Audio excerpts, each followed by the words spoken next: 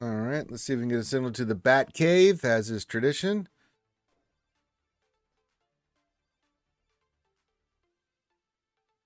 On YouTube. And we are live. Hello, good morning to everybody out there in TV land, and welcome back to another edition of the Jedi Academy here on the Reality Scoop Gamers channel. The Jedi Academy, the show where we do nothing but answer your questions about Star Wars Galaxy of Heroes. So get your ass in here. I know it's early. Well, some places it's late, some places it's early. It just depends on where you are. So for me, it's early, especially after few of my new co-hosting duties with the Hoinsey, which was an absolute blast last night, and I'm looking forward to doing that moving forward because I love doing that show. It's a lot of fun, a lot of just goofiness, and Ram getting put down a lot. It's always a great thing, and Heinz getting put down a lot. I got put down a little bit, but not so much as those two eggheads.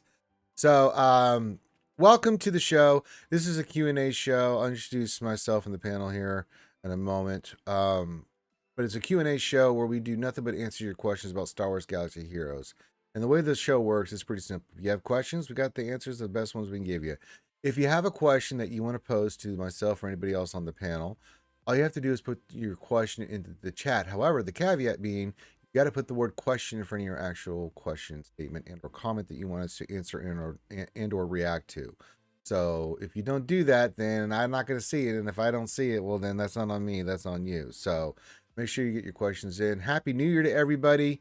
We haven't had one for a few weeks because it was the holidays. Christmas Eve, that Saturday, we didn't do one because I ran Andor in the Discord for everybody. And then the one after that was New Year's Eve, and I was sleeping in because no bloody way. I was like, if you get up this early and then try to stay up that late, no way. Hit the thumbs up, subscribe. Those are always important things. This is an interactive stream, so you do want to get your questions in. And anything else? No, I think that's it. The other thing is we're doing our big Patreon push. If you guys want us to continue to be doing shows like this on YouTube, like the Jedi Academy and other things that we're working on, then, you know, we need to get, we don't make anything doing it on YouTube. We just don't. We don't make anything streaming on YouTube. And I'm giving about another month or two. Now, if we can get Patreons up, $5 a month or more, I'll link it in the chat. Then we'll continue to do it here. If not, if we can't get to $1,000 by sometime in February, then Jedi Academy, everything's moving over to Twitch. Sorry guys, I got to go where the money is, and also upload all the shows on YouTube, but you'll be a day after the fact. So just letting you guys know the deal. So if you want to support the channel and support the content like Jedi Academy, like the Wednesday night stream, all the lunch streams, you know, this kind of stuff, then that's the deal. But we've got you get a lot of benefits for being a Patreon. You know, you get your own channel. You get input to our new lore series that we're working on. We're going to record the next one tomorrow. You get access to me, you know, your own private access to me when I'm streaming and or have questions in those channels. And you can tag me directly, and it's totally cool. Get a mini roster review whenever I'm doing any kind of streaming during the week for Star Wars Galaxy of Heroes. Just all that and then you can be hanging out with us on the VIP channel when I'm doing streams as well, and you know, just you can chill out, watch me there, or do other stuff. So you haven't become Patreon, please do. We're trying to make the big push, and yeah. So with that being said, let's introduce who we got on the panel so far. We got Epic Fails joining me today. How are you doing, sir? I am the panel. You are the what? I am the panel. You are the panel, yes. Don't worry, someone else will show up. They always do. They just show up at different times. Yeah. Hello, everyone. Happy New Year. Happy New Good to Year. be back. Good to be back as well. Also, just as a quick update as well, this will be the last time that the Jedi Academy will be starting at this time. The reason being is, you know, doing the stream with Heinzie, I'm going to push it back an hour. So moving forward, 10 a.m. my time, 11 Eastern is when we're going to be doing the Jedi Academy moving forward, just because I need a little bit more time to wake up and stuff. And if I'm going to be up late at my time, you know, doing the Heinz stream, which I want to do, just need a little bit of extra time just to, you know, go to bed, get some sleep so I can be somewhat functional, you know, for this stream. So yeah, just pushing it back an hour. The start time will just be an hour. So you're just being warned now. it's going to be an extra hour back. So, and that'll be the time moving forward. Just to, just to make it a little bit easier on me to do both, because still want to do both. But just gonna put patch the time.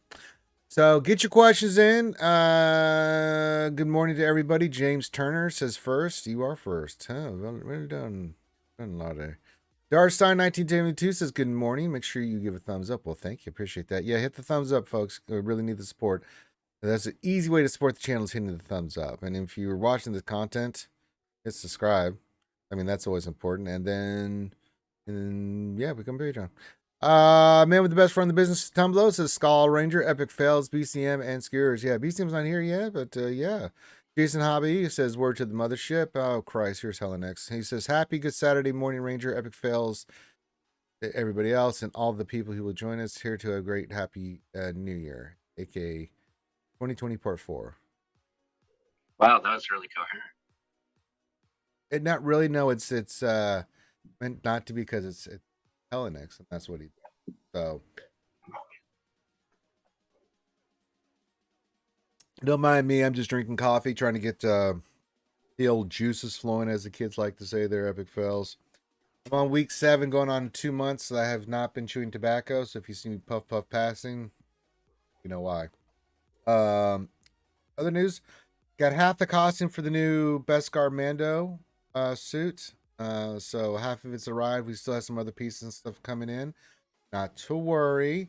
It'll be here, and I will pimp that up on one of the streams. I do it on Heinz's stream. I know. We'll see, but I am going to pimp it up for you guys. I may make y'all wait till we get to $1,000 on Patreons. Damn it. But I got the egg thing behind me. I've got that put away, put together. So we got the Grogu carriage. We've got everything. Everything's coming together perfectly. Now I'm really excited about that costume because it's going to look fantastic. The pieces that I got already look fantastic, and we've got the jetpack. We got all the other goodies coming in. So yeah, it's gonna be we're gonna be pimping. We're gonna be pimping for the kids, and it's gonna help us raise a lot of money for charity, and I'm really excited about that. Anything else? No, I don't think there's anything else other than, oh yeah, if you do become a Patreon, make sure you tag me in our Discord. If you don't have your Discord, then just message me. It's in the description of the video. So yeah. Jon Snow question. Oh, we had one for Darstein before that. Wow, they just popped in just randomly. Okay. Darstein says question: now that Grid Quest is ending Monday, speculation on the next Conquest character. We know it's a character, right? Epic Fails. My thing is either it's going to be a lifter, I don't know for who yet, or a character that's going to lift up another squad, like, say, we've said Satil Sean. Do you have any guesses on what it's going to be? So, yes, it's 100% a character, which will be great, hopefully. If you look at where the game is, well, it's weird, right? Because Lord Vader already has them all. I forgot about that.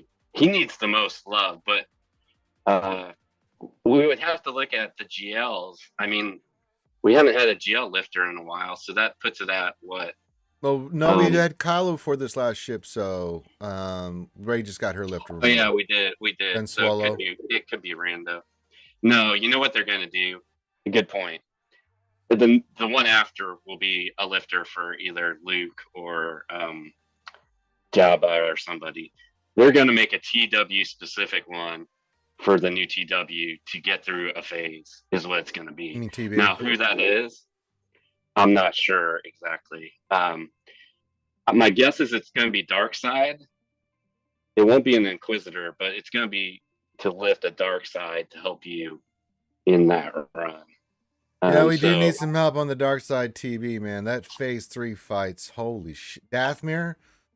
Yeah, holy I've heard God. about it. We don't go there. But... Oh, let me tell you about it. Let me tell you, my friend. Okay, so it's ugly. I just saw Arnold put out a thing of characters he'd like to see, and there's a Night Sister in one of the video games who like calls. Oh yeah, Marin. Yeah, that would be one. My other guess would be Darth Bane in that sense, because then you could get another character to there. Personally, I would like to see something from Old Republic. Yeah, there's it's not Till really. Sean. Yeah. Yeah, that would No, be I good. mean the video games, not the Knights of the Old Republic. It's all tied in Yeah, together. Knights of the Old Republic and the MMORPG are Yeah. all the characters are all linked. So, but yeah, Unfortunately, there's not a bad guy that they haven't done yet, which is unfortunate. It would only be like no, they could do Mar. They could also do. There's a few other characters that they could do as well. I mean, not as epic as Raven and stuff like that. But yeah, I get your point. Nobody that has name recognition. I mean, you have some academy guys and you have some fleet officers who are like in the both the first and the second one have fleet officers. I guess the big one would be Mandalore himself, right? Which would cover a lot of bases. That's Canderous 2.0. Yeah, when he Mandalore the Ultimate, yeah. Yeah. Him. We could have him. My thing on the lifters, the three that I think there's going to be, I think it's going to be Ghost Yoda for JML. I think it's going to be SLKR will be Snoke, and then C is going to be Dark Gray from the movies. I think they're going to do something along those lines. That's just my guess. I have no idea because the first two, you're 100%. I love those, and I hope that's it. You know, Jabba's the other one missing, right? And he'll be Bib Fortuna. It'll be Bib Fortuna. So. I mean, that's the worst. That's the worst secret ever. But yeah, that will come in. Yeah. I have a feeling, if if for some reason they do a light side next, that will be the TW one to Jabba because he's so needed. Yeah, that will be one of the next two is going to be him for sure. You can mark that down in stone. All right. So yeah, all right. Let's go to our next question from Jon Snow. That was from the first one was from Darsign. He says, "Question for 3v3: is Jabba best on defense and offense? Both. You can use him for both. I mean, Jabba on offense is fantastic, especially if you have the Datacron, and he's great on defense too because it really forces you to use. You have to use certain GLs against him, and how about your relic level, right? To some degree, if your Chrysanthemum is ludicrous, the better your Chrysanthemum, the better your defense. Yeah, and I've got the Armor Karma Chrysanthemum for mine too, so that gives him that extra protection and shit, you know, so it really makes him nasty, but it's still very beatable with SLKR or Lord Schmader. So you can still beat him, but it makes it really difficult, and you can lose even with those. So yeah, I like him on defense, especially if you have the right Datacron and stuff in place, and the beefier they are. But yeah, it's a nasty team to have to face and stuff. But you can use them. I actually heard someone said if you have that the lowest person gets the 20%. If somehow you can manipulate it, that Chrysanthemum gets it, you can do some wacky things. You can, but I wouldn't. I don't. I just like the beefiness of Jabba, fast Jabba beefy with Chrysanthemum beefy as dog shit. Yeah, where he just grows because you can time out too, and that's the other thing about Jabba. Yeah. Even with SLKR is your best bet because he just ramps up and he will eventually just smoke that ass. You know. Does Piggy have a place in 3? So you run dual tanks and can do it? No, you want Beaujolais in there because she's the one that's doing the damage. Yeah, right. Sure, she's the thermals. So yeah, it's a nasty team on defense. It's beatable, but it's still nasty, and you can lose to it. So, all right, we got some other people showing up now on the panel. We've got DPK. Well, holy shit, huh? The name I've not heard since before you were born. Good morning. It is still morning. Yes, it's very much morning. Yeah, trust me, I know. Unless you're halfway around the world. Hey, you could be in England all day. Good time zone, everybody. Yes. Happy time zone. Speaking of time zones, I think Calvin is somewhere on the West Coast going. Probably. Morning, gents. Morning, Calvin. Where are you? East Coast, West Coast, somewhere in the middle? I'm East Coast actually. Yeah, but I've changed around over the years. Yeah, so it's a little bit later in the morning for you. So there you go. So it's not too early. All right, cool. It's coffee time. I know we're all drinking coffee. Oh, all right, absolutely. well, guys timed it perfectly. Let's get to our next question. The engineer choo choo. This question. I won my last JC battle and got 60 skill points. When I lose 100 skill points. Are the Kyber brackets shrinking the number of players? Yes, severely. Yeah, they're squishing the hell out of us, man. We've talked about this on my shows all week. I'm interested to see what the panel is, but I'll give you the main points. One, I don't think that they've taken into account. BCM brought this up, that we're getting squished like we're still doing 12 fights when we're still only doing 9, is what he thinks when he's looking at the math on that. That's one thing. They're squishing too much because, to give you an example, I went 6-3, and I actually have a worse skill rating than I did before, which just does not make sense. It just makes absolute. It's like, wait, I went 6-3 and I'm worse rating than I started with once you guys squished me. How does that work? So one of those things where I think they're squishing way too much. I don't know what they're trying to do with this. There's speculation. I'll go to you first, Calvin, and then we'll go around. And they're not communicating this either, so we're just left to speculate and pull shit out of our ass because we don't really know what's going on. But we keep getting squished, and it's really starting to get annoying. Well, there is. We do have a little bit of data. Like Taliana has been tracking some of this stuff. So while they aren't communicating it, there are ways that we can kind of pull. Could you just reread the question? I want to make sure. It says question. I won my last JC battle and got 60 skill points, but when I lose 100. Are the Kyber brackets shrinking the number of players? Okay, so we have two different things going on here. We have, number one, the amount of points you get, or skill points you get when you win or lose, is not consistent, and this is actually working as intended. And it's a dumb system, but it functions. When you win earlier on or lose earlier on, the points are worth more. I think it caps out at like 45.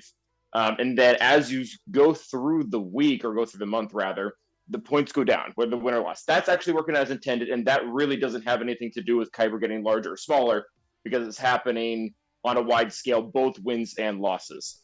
Other thing, though, the squish, I don't know where their numbers are off or where their metric is off with it, but Kyber as a whole is getting smaller. It's not just Kyber 1. Kyber 1 sees it the most because we can count those a little bit more consistently, and also that's where most of the competitive players are. But that one is getting swished, and more than it should be, to the point where it's not working as intended. And it's all cute and all, like, until we get down to like 36 people, and then it's literally non-functional. It's not just screwing well, it is screwing players, but it's more than that. It's going to get to a point where it's actually just completely irrelevant. Yeah. And it's something, that's why BCM said it seems like they're still squishing like we were doing 12 fights, like we were before. So this was happening. This was even happening when we had 12, though, and I haven't seen any clear indicator that it got worse. It just seems like the way that they built the squish from the beginning, whatever math they're using, isn't correct. Yeah, and it's frustrating. But the problem is we're not getting communication. See, this is my big point about all this, because we're seeing certain things, and not just this, but the cheating is rampant right now in GAC. I mean, really bad. We're not getting any communication, so we're seeing this happen, but we're not getting just a simple explanation. As I said, I may not like the answer, but at least I know, right? Like what they're doing. What's their idea behind it? It's their game. They're going to do it the way they think is what they think is best. I'm cool with that. I may not like the answer they give, but at least let me know, because you get all these people, this affects crystal income, and those that are trying to compete, they want to have a sense of like what they need to do or where we're going or what's happening, and we haven't had any communication. Any thoughts on this, DPK? Okay. Can you No, I've done it 3 times, damn it. Why aren't you paying attention, man? I am paying attention. It's just my Black Rifle coffee hasn't kicked in yet. Good Lord in heaven. The engineer question. I'm like a diesel. It takes me a minute to crank up. I'm going to crank you up with foot up your ass. Don't threaten me with a good time. I'm not threatening you with a good time. Question. I won my last JC battle and got 60 skill points, but when I lose 100 skill points. Are the Kyber brackets shrinking in number of players? And we've just been talking about it. So I don't think they're really shrinking the brackets. They are. They are. It used to be 7,000. It's 2,000 today. Oh, It's, the visibly okay. different. Yeah. I didn't. Yeah. I'll be honest. I feel like I miss a lot of the forum posts and stuff. I've been so busy lately. I don't mind the shrinking. Because I think it's gonna make it harder for people to kind of grow into those that are like the smaller accounts. I think they'll settle into more of an even playing field for them. I think that's what they're trying to do. The problem is that they're not addressing the dropping. Well, I don't think it's intentional. Yeah. And I think it's going to continue to happen Yeah. because we keep going back to the 3610 marker and it's not changing. Yeah. And I don't understand that, you know, because like I said, I went 6-3, and then, you know, it's like, okay, what do you mean? How did I lose that many points? Like, what the frack? Get the frack out of here. Any thoughts, Epic Fails? Drink some goddamn coffee, DBK. Yeah, so I'm in a 3, and I haven't been threatened to move out of 3, but I also can't climb out of 3. And I'll give you anecdotal. This last 5v5, I had 3 GLs going into it. I just got my 4th, but every single first matchup, and I think this was into the second. It didn't change till the 3rd round. I faced all people with full 6 GL, not Jabba. No one had Jabba yet, but these are all people falling out too. So if you're below, you really notice it. That all these people who should be in Kyber 2 pushing to 1 are falling into 3. Now, I don't know if that's because they got to a point where they got to the spenders and didn't actually do anything but join. And that's what's making the falling even feel worse for each lower division. That may be the case. And I know 3 is a lot of people just join and don't do anything, which is going to like drop them like a rock now. Those auto losses. So that may be part of it, but that doesn't make it any fun. It's funny, these three matchup, I am perfectly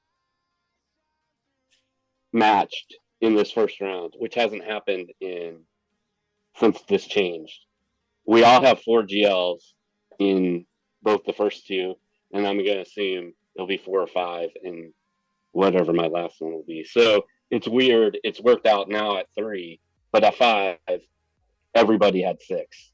I was going against at least the first 2 rounds. So you definitely feel it if you're lower. You feel the people falling. Well, yeah, as people are falling, because people are either, like you said, they don't want to do 3s, or they just stop caring, you know, and they just put. And the thing is, with their defense being set the way it is, it's, you know, as they drop, they still have the same kind of defense that they would when they were higher brackets, and then people then lower brackets are facing that and getting. Yeah, that's the other thing. Everybody I faced in the first 3 had the Lord Schmader 9. Every single one.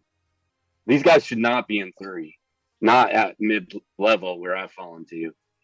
So that's the other part of it. Thank God all those went away. Now they don't even look at their setting, and so I'm facing people with no Omicrons because all those have gone away. And I don't know about you, but like I can't get them now. I have 3 for the last set. I have 3 now, but I had to buy one. Like, so like getting the boxes now is insanely hard. So no one's doing it. You're talking about Conquest? Just in general. You can, yeah. The drop rate for the box is insanity. You have to spend so many crystals on the refreshes. I haven't. I think you're having a bad day because I'm just doing the 50s and I've got like 15 or 20 or something. Yeah, same here. Yeah, you just said I don't decent with them myself. My drop rate in the one before was 1 out of 20, and so I've only refreshed once this time, and I did 12 battles and I got 1. Well, so that's my RNG. drop rate. Yeah, like I was gonna say every 3 I was getting 1. Like bad RNG. Yeah, it happens, man. I've also been really lucky with Cantina Omicrons lately. I pulled the 3 the other day. Yeah, Omicrons have never picked gonna up happen. their drop rate, and then for Datacrons, you know, in Conquest, man, I mean, Well, Sector 1, the final boss fight. You know, I'm getting one out of. I've got a ton of the new ones. I was gonna say Datacrons. Like I've been this conquest. It seems like the getting the actual Datacrons was harder than the last time. No, this I thought it was the opposite. I thought it I've was I've easier. only gotten 6, and I've refreshed. I've actually been doing conquest this go around. I've got and it's 8, and I haven't even. frustrating. I've got 8, and I haven't even tried. Yeah, I think I've gotten. Oh no, I've gotten 7, and one of them I bought with the ally points. Yeah, I mean, yeah, this conquest. I mean, like, I'm bread crate, so the only thing I'll be focusing in on is just Datacron material. So I'll do. I got to finish up the battle scene in Sector 2, but I need some of the pieces from there because I'll roll to get some more rolling material. But I'm mainly going to be focused on Sector 4 to get those pieces because I've got the lower ones, and I'll get better material from the red crate. But I need to get those bigger pieces because I got a lot of them at 6 right now, which is fine. You really only just need 6 for this. If you can get to 9, great. But the level 6 ability and the level 3 ability are pretty epic on these. Yeah. So that's what I've been mainly focusing on. I haven't been rolling for 9 yet. So I'm just trying to get as many as I can to have the turn meter, to have the tank tech, to have the certain abilities at level 6 as well. But yeah, I mean, not even trying. I've just doing the node just to do feats. I was like, cool, more Datacrons. And they're not going away. So we'll see what the next conquest looks like, but it's going to be harder than this one. This one was exceptionally easy to do. I mean, and I'm hoping that because usually ship ones are just easier. The character ones are the ones where you're like, I have to do what with what? Okay, that sucks. Okay, so that's poopy. All right. Jon Snow question: would a ghost lifter be neutral? Well, I brought up Grandmaster Yoda Force Ghost for Luke. I mean, he could be. I don't see why not. I mean, if they just want to make him Jedi and neutral or something, I don't see why they couldn't do that. I think it has to be light side. Yeah, It has to. It doesn't probably work if it's not light side. Yeah, I mean, I guess if he had other ghosts, I don't know. Well, I think the fun one in for lore neutral either, would though. be the father of Bendu. One of the two of them are like the overpowered neutral characters in lore. Yeah, those two could be neutral. Wampa should have been neutral and not dark, and that would put him on a path for neutral Now, beast characters. You mean Wampa? Yeah, Wampa. No, Wampa's got to be evil because they eat tauntauns. The only way they could ever get away with retroactively changing characters is they would have to change how neutral functions in the sense that if you're neutral, you don't get dark side or light side bonuses. Yeah. So we have a bunch of characters out there. No, you get neither. Yeah, you get neither. Now Honda was different in the sense that he has in his kit certain bonuses to each one, but yeah, he has specific buffs to both. But like if you run like a Vandor dash team or whatever, and Hondo dies, he doesn't get revived because he's not a light side scoundrel, which kind of sucks. And which is why they couldn't have done it retroactively. Like they couldn't have done maybe Wampa because he's a solo artist, but sure. Like Jawas or Tuskens or bounty hunters or whatever, they can't touch those because there's all underlying synergy with light side and dark side for them. Yeah, so it's one of those things. We'll see what they do moving forward, but maybe we get a few more characters that are neutral. But whatever it is, it's just good luck, kid. You're gonna need it. No, I think the only ones we would get is if they decide to do some pirates under him. I can't see anything else. Pirate. All right, did you say pirates? You be saying. Darsign 1972 question: any thoughts on when Sun will be farmable? I think next week she should be coming, or the week after, right? I was gonna say soon TM, I think is the math. Next yeah, week, you never know. Next week. God almighty. The math should be next week or following week. Yeah, like mid following week, but you never know. 2 weeks to that. That's what they're running. 2 weeks. 2 weeks. Yeah. I like her kit. It's fun. All right, let's see. Good morning, Boss Livewire, my TW officer and Issue Whisperer at the I moment. think Let's the see. best thing they did with Afra is some of the surrounding character, her herself, Riva, makes Vader a stud again. But yeah, Staros makes her own squad, so she takes up random pieces and helps a new squad, and that's kind of cool. I mean, it probably would be better if they worked together, but that seems to be what they're doing with those. I mean, Star Killers, almost no one goes to Star Killers, so I guess that's the way they're going to I do don't know it, why you're which not is going for kinda Star cool. Killer. Star Killer is goddamn amazing. He is. No, I have absolutely- Star Killer. I'm saying his squad that you need to get him doesn't really work with him. I mean, only Mary Yeah, Jane. Mara at most. Yeah. Let's see here. Jon Snow question: why is Hermit Yoda considered a non-combatant if he was seen hitting R2 over snacks? Wasn't snacks. It was a light. Honestly, they could have, if they really wanted Yeah. to, they could have made Hoda a combatant. Yeah, they could have. Not saying it was the right move, but yeah, there's enough material there for it. Oh, you get so big and things of such like. Okay, all right. Can't wait till Grogu's in there and he's gonna eat the frogs or something. Like Actually, Maybe I've that's got what one of the frog Mando, eating. yeah, I've got one of the Mando Black Series figures, and one of the things the Grogu has got the frog eating, the little frog you can have Nice. that he eats and stuff. Yeah, yeah. I've got. Well, now that I put the Beskar Mando costume together and it's coming in. Oh, can't wait to see that. Oh yeah, it's the real deal. It's the 501st one. I got the first part of the costume and put it on 2 days ago just to make sure everything fits perfectly like a glove.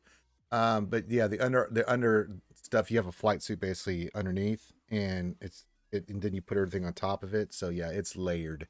But yeah, I'm waiting for the cartridges to come in. I got those on order and they're on their way. I've got the rifle coming in. I've got the pistol coming in. We've already got the Darksaber and helmet. I've got the the undersuit under. We got the egg for Grogu, which we'll be using to the guy that's made it for me is going to send me the thing that holds the egg and a pole, so I can, looks like Grogu's floating behind me and stuff. We're gonna put some rollers on it. Me and B seem to have a plan for that. I also have an animatronic baby Grogu, and I've got the jetpack coming and the satchel to carry my other baby Grogu. So yeah. Yeah, it's gonna look dope. Snakes 1594 question: who do you think will be the next Conquest character, and who will it benefit? Will you just answer this? I'll let Calvin. Me and Epic already gave our answers, but it's going to be a lifter character, or it's going to be some kind of character that lifts another squad, like say Satil Shan for Old Republic. You any PPK Calvin? You guys have any thoughts on who it may be? Oh, I was just talking about this with Tasnix and Dagger the other day. God, what was it? Probably a lifter character for like the Rebel fighters. I think Saw Gerrera had come up in mentioning. You come to kill me, my child. Yeah. Have him be like a tank because Kara's gonna go to the Santa squad, I think it was. They said. Yeah. Yes, 100%. So so Kara kind of makes the Rebel fighters like really click. So I think that's an option since Kara is going to go to Santa. I think Rebel fighters to just give them a little bit of love. That's true though.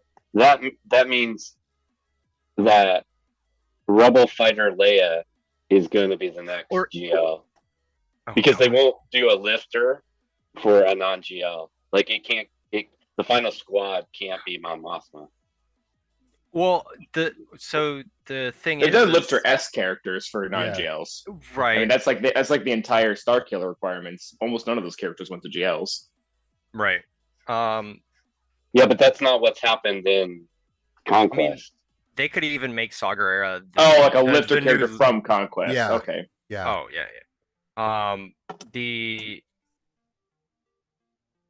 you could have Saw Gerrera as the leader for the Mon Mothma squad because most of her abilities, yeah, they really click with the Mon Mothma lead, but having maybe Saw Gerrera as the lead and Mon Mothma because she can still summon. So it's a possibility. Like that was we were talking about quite a few, and I think a Saw Gerrera would actually be really great for the team. Yeah, you could put him in the Rogue Fighters. You could also put him in a Rogue One, and make that faction even more stupid. It's I mean, with Raditz, that squad's upped its potency quite a lot. Okay, question Whittle City 3. Now that we have a neutral character, how many others might they go back and change? That's a good question. I don't think they're gonna go back and change any of them because They they've already don't. got the synergy. Yeah. Yeah, I don't think I think if we ever see another rework, it's gonna be few and far between. Yeah, it'll be something specific to like what they're not gonna go into redo the whole Jawa and Tuscan factions. If it is, it's gonna be one character, and it's gonna be an actual rework. It's gonna be they're gonna have abilities that make them function as a neutral character and not just chop off whatever light side or dark side synergy they were using. Right. Yeah. They're not gonna do that. Darth Elder, good morning. LBC.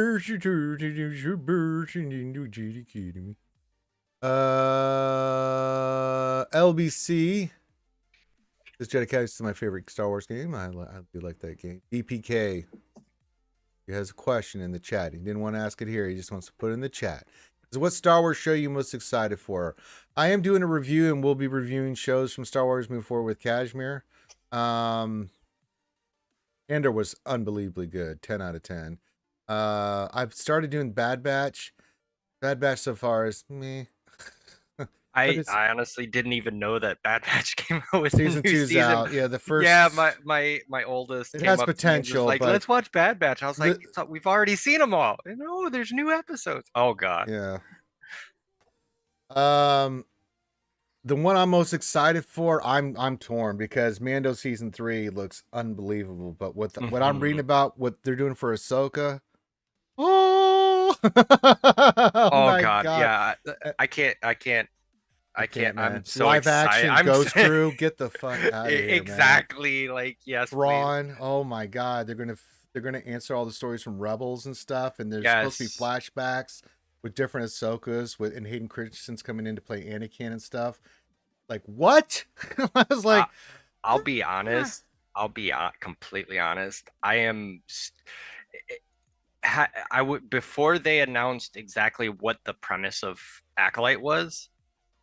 I was all in on Ahsoka, but I think Acolyte's gonna be really good. I'm hoping that it's really good. I'm down for the Acolyte. I mean, I'm just excited for all of them, but like, what I'm most excited for, I don't know, Mando and Ahsoka for different reasons, right? Because what's going to happen in Mando season 3, you're just salivating. You're gonna see the closing of the Book of Boba Fett, or the continuation of Book of Boba Fett that he had in there. Yeah. And so, which is basically just the Mandalorian 2.5 with Bo-Katan and everything. I was like, oh my God, please, yes. Yeah, dude, I want to say Ahsoka because we all asked the question, if you watched Rebels, right, at the end there, that epic scene where you see Ahsoka and Sabine going to go look for them, and then you're going to see that Hera and everybody else is going to be in this show. It's just like, yes, please, God, yes. Live action Thrawn. What happened to Thrawn? What happened to Ezra? Yes. All this stuff. It's like, I'm even more. Oh my God. I'm super stoked for the Star Wars shows because even like, I was actually talking with this about to my coworker the other day, and I really want to know the backstory on how Gideon got the Darksaber. Like that is. That, yeah, he got it from Bo-Katan because we know that Sabine gave it to Bo-Katan, right? Right. That's the Night of 1,000 Tears, right? Yeah. Like that's when all that happens. Yep. So it's like, I really want to see that. I want to see the backstory on that. Like, I want to see that come to fruition. I don't know if you guys remember this, but when Rebels first came out, this is before Clone Wars Season 7. Yeah. And Rex makes the comment that he fought with Ahsoka until the Siege of Mandalore. And we're all just kind of like, oh, what's that? And then we eventually got it. And I feel like Night of a Thousand Tears is similar in that sense. Like, we know what it is, but we haven't seen it fleshed out. Right. All I know is I'm over the moon. Andor got me because Book of Boba Fett. I like the first part of it because I really liked the Dance with Wolf vibe they had going on with the Tuscans and stuff. The second part was like, ugh. It had some good moments, right? Cad Bane and some other things, but a lot of it was just like, no. The random 2 episodes of Mandalorian. Pretty much, right? And I get what they're doing. They're trying to tie in the whole universe together with the characters and things, which is cool, right? Because I still love seeing Luke and Ahsoka. I mean, I would just like, ah! You know, I just losing my mind when they did that. But yeah, so I'm interested to see what happens with that because I'm really into that. But man, Andor, man, if you've not watched Andor, I played it during Christmas Eve for everybody. If you not watched that series, it's a slow burn, but it is worth it. The acting is phenomenal. One of the best speeches I've ever heard in Star Wars. In anything is in that show. I mean, and I'm not going to spoil it because some people still haven't seen it, but man, that speech Luthien gives, holy, oh boy, man, I got chills, man. That show was unbelievable. Oh my god! I think it's underrated on that space fight too. I think that's the best new space fight they've done. It's pretty epic, yeah. We're not gonna spoil anything, but yeah. Are you referring to the ship one, right? Yeah. Yeah, that one was it introduced new concepts, which was yes, it did. Yeah, it was very good. Yes. It was very, very good. But just the writing, the acting, just so good, man. I mean, I was curious because I do like spy thrillers and you know, heists and all that kind of stuff, and it's just a difference. In the show, you get to see the Empire being the Empire, and then you see how the rebellion, where it starts from, and how it really gets going, right? How this is all comes together, and I love it. It is so gritty. It is so realistic. It is so bloody good, man. I loved it. It's so good. Jesus. If you have not watched Andor, then please check it out. It's a lot of character arcs. They really build up the characters and their story arcs, and it's like, and it's like 3 episode arcs where you're like, jab jab uppercut, jab jab haymaker, jab jab, you know, right cross. I mean, they just come they build all this stuff and you get involved, and then all of a sudden they hit you with something. You're just like, damn, that was incredible. And then you're like, okay, let's start again. Slow burn, slow burn. Oh shit. Okay. Wow. We're really building up. And again, slow burn, slow burn. What the fuck is happening? Oh my God. So yeah, it was good to see Saul Guerrero back too, man. That was great. All right, Darsign 1972 question for the panel. Since most endgame players like me have all the characters, do you think the next GL will be the next GL will be like Jabba, meaning it won't be a relic gate, but rather a character shard gate? No, I think it's going to be a character shard gate again. I don't know. They could go bananas, right? What if we get like relic 10? God forbid. Hey, don't give them ideas. They already have the ideas. I'm just saying. I know. I ain't putting anything on the ether. They ain't there, but I don't know. I would like to see. It's the 40th anniversary of Star Wars, but it's going to be characters. They did that with Jabba because they saw that if you wanted the character, I don't know. It depends on how they did profitability wise. And I don't have their numbers, but like they had like what two of the 3 characters were not even farmable when Jabba launched. You hadn't been investing in him. You had to wait till they got free to play, and they weren't even free to play when he came. So they may do something like that to try to, you know, do that pressure spending. I don't know. What do you guys think? I think that's their new model, and because that's not just Jabba, that's Starkiller, that's Jabba, and it's Afra. I was just about to say it was Afra. Yeah, 100%. Yeah.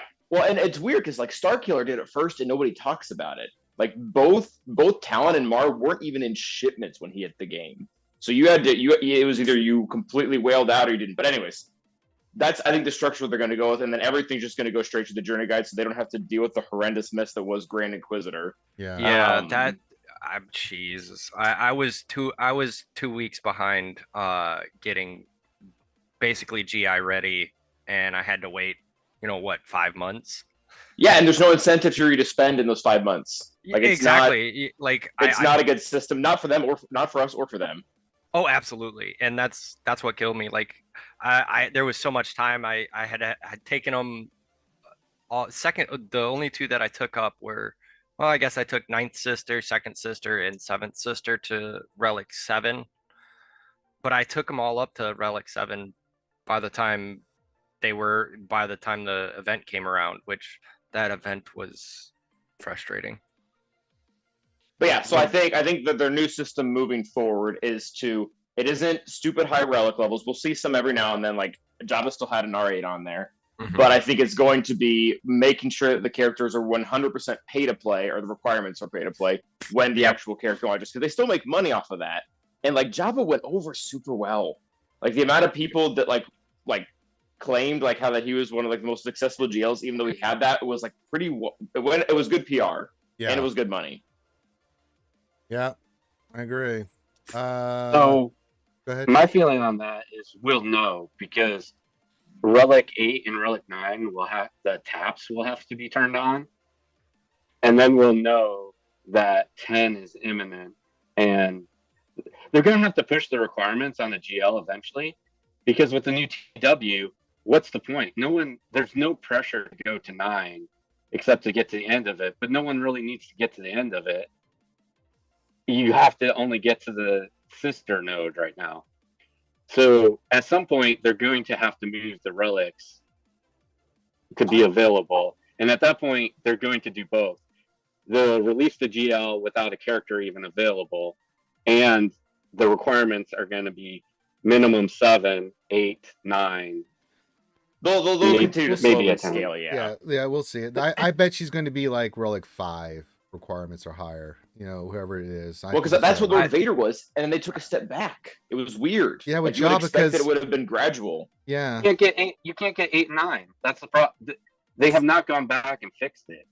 Furthermore, lower people can't even get into relics. There's not enough material. I mean, their new things did a great job. Now you can get everything to shiny gold that you want, pretty much, within a couple weeks. But you can't get beyond that. Then you're stuck again. Well, my issue move everything to relics and then open up top relics. They can't. They have to go backwards. My issue with it though isn't even like I have plenty of the droid brains or the arrow magnifiers. Like I think I have like 400 the other pieces. It's the signal data because that's a big problem too. Yeah, same signal data that I need to get these 5 characters to R5 for Starkiller F or whatever. I have to spend that same amount of signal data on getting like one character from R7 to R9. Like the problem is that it's a shared commodity. Yeah. Money, baby, money. Well, the other problem. Oh yeah, and that's really like that's what I said for TB. I'm like, this is like so everything they do is a cash grab. But like the R9 on all throughout TB, like that. This is just to get people to whale on those packs. Pretty much. And the other problem too is they still not have addressed, even though they've doubled it. You have to take a character to Relic 0. You farm all that gear.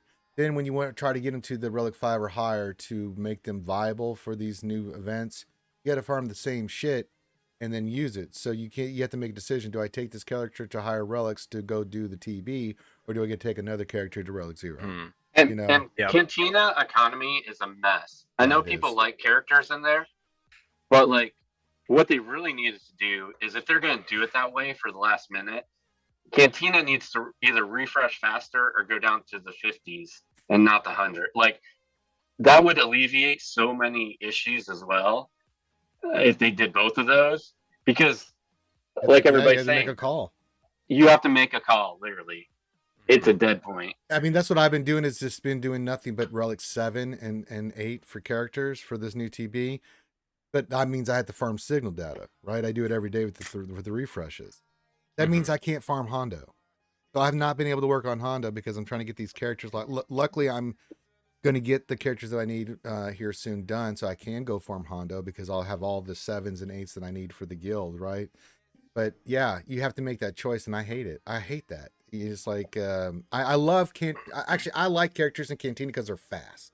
Like doing Hondo will not take long. If you do the refresh, I was gonna say it doesn't take me long. About 2 weeks to get them to 7 stars. Yeah, so you have to kind of plan it out because when you're working on a character, you can't be farming signal data, and the challenges and all that, the salt battles, they give you a little bit, but it ain't even close to what you need to take shit up. You know what I'm saying? It helps. It I would helps, but it's not. definitely like to see them bump the assault battle rewards up a bit, because I'm just crossed 10 mil with the unlock of profundity, because I'll get into that in a different rant, but We'll get into it. So let's get some more questions. LBC, what do you think of the Bed Batch so far this year? I did a review on it. You can go watch it on the channel. LBC, me and Cashmere did a review. You can see what my thoughts on it. Let's see here. Darsign 1972 question. Now that gearing is easy for us to get to gear 12, do we think CG will address gearing to gear 13 relics? Especially since our gear for scrap is now cut in half in the bottleneck. Yeah, they got to. They're gonna have to address this. It'll be like in a year, though. They just finished Gear 12. I don't see Gear 13 happening anytime soon. It took us a year to get that. Jesus. Well, a year from when they announced it. I know, right? Yeah, exactly.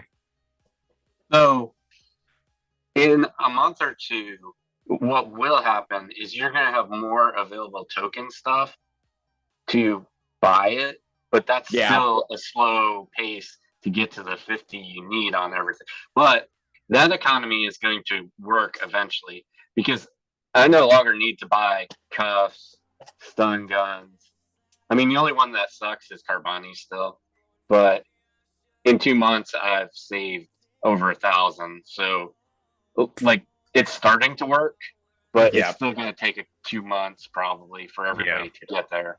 It'll depend on where you're at. Okay. Like, if you're lower down, I mean, it's going to speed up. It's going to be good, but one of the long-term effects of every time they accelerate one of these things is you get more resources to still do what they didn't accelerate, if that makes sense. Like when the character shards got doubled, like, okay, so not only do you have the character shards doubled, but now the half the energy that you were spending on farming that character, you can now put it into Kairos. So it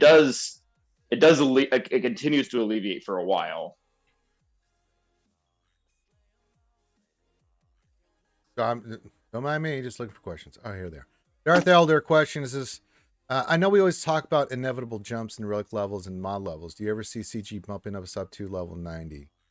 No. I honestly, I think they've balanced it and pretty well, and keeping it at 85 is fine. Because can you imagine if we had to go to level 90, like with the way credits are set up and how much credits it would take? It would be a effing nightmare. And every single PvE event, including the new TV, is built around the current level set, and levels actually affect. They give a weird boost to offense, defense, potency, and tenacity.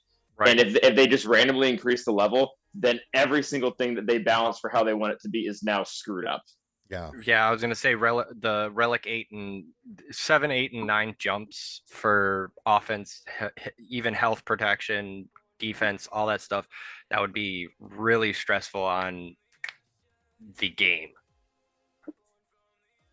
Yeah, it wouldn't be in their best interest, and especially, like, why do that when you can just make relic 10? Like, that's what I don't get. Yeah, exactly.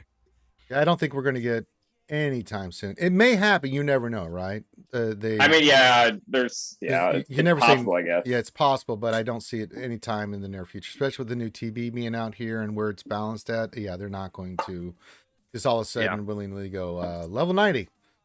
We're going to be like, Could you imagine ship credits for that? Oh my god. Yeah, it would change the meta, that's for sure, I guess. Oh god. It would change the game more than the meta. It would change everything. Oh my god.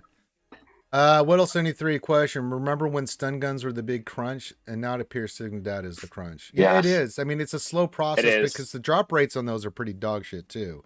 The light blue ones, not so much. But the greens and the blues are really bad.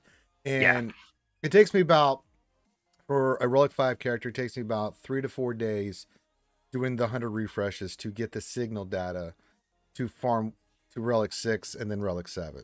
That's and that's with me spending crystals, right? So I can only imagine how long it would take. You're working on other things to try to get signal data and you're not doing the refreshes. How long? If you're not doing refreshes on Canteen, I don't know what you're doing. Yeah, and maybe they can afford it because a lot of players. I mean, if you're, yeah. I guess if you're like down in chromium or rhodium and you can only do one or something like that, that Yeah. makes sense. But like Yeah. if you're in Kyber and you're getting your whatever 300 crystals per day, I can't imagine that doing that. You'll never move. You have to. I mean, you're kind of, it's where you're at. So yeah, as I said, I'm taking Lando up to 7 today here in a bit, and then Bo-Katan is or Hoth Rebel Soldier Relic 8 for this new TB coming up, and then Bo-Katan's going up, and then I'm taking a break because I have Relic 7 and 8, a shit ton of stuff. Well, mainly Relic 7, a buttload of stuff. I did the entire Hut Cartel. I did, for the missions, I did the Inquisitors and got getting Riva shards. So, good God, signal data sucks ass, man. Holy God. Here's a crunch for the end game. Again, being 10 mil. The lower salvage, I'm constantly running out of that. Admiral General says, please say skinny baby fi for $10. It's my birthday. I mean, you just did say it, so Yeah, I would, I'm guessing Chinese. He wants it.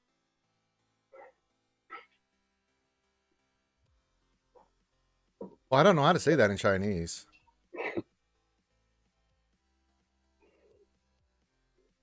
I mean, Admiral General, I always do voices for birthdays. You want me to do, you want to do Trump? You want me to do Kermit the Frog? What do you want me to do? Give me a voice.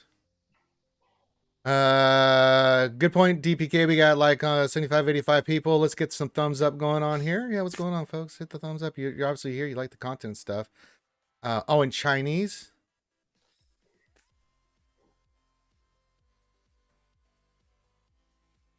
I don't know how to say that in Chinese. Let me figure this out for a second, because what's the word? He wants, please say skinny baby fi for in Chinese. Hold on, I gotta look it up because I think I know how to do it because I am studying Mandarin right now. But give me a second here for you, since it's your birthday, buddy.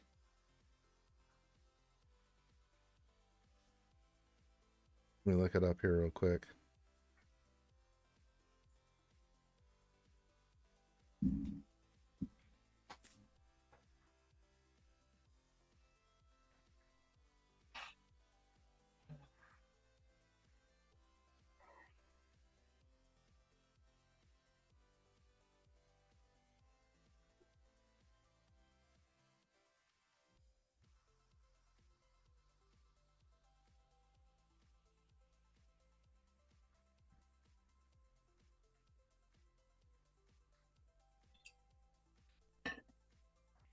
If I can get this to work.